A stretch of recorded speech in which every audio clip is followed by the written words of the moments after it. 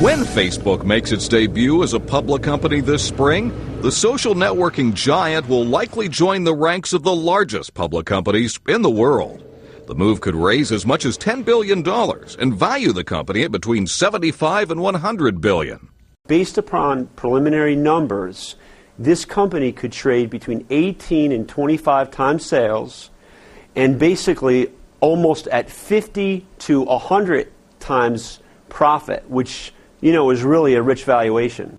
And while the initial valuation could turn out to be high, analysts caution that number may only hold true for the short term. Traditionally, looking at the standard metrics that are applied to any IPO, there is a decent chance that this is going to be a very rich valuation.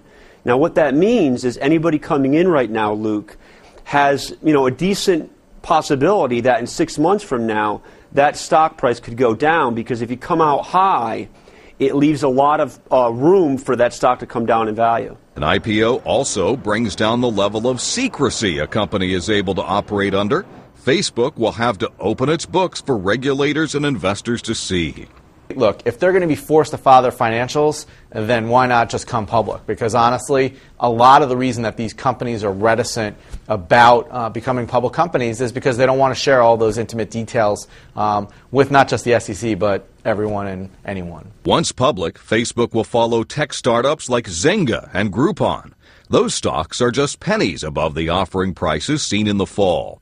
But Kessler warns that short-term stock pricing is not an accurate gauge for long-term success. The bottom line is that success for them is if the company is as kind of important in the future, or maybe more so, as it is now. Much of that success will hinge on remaining relevant to users and continuing to deliver highly personalized ads. Keeping that edge sharp will likely be the biggest factor when it comes to valuing the company's stock. Mark Hamrick, The Associated Press.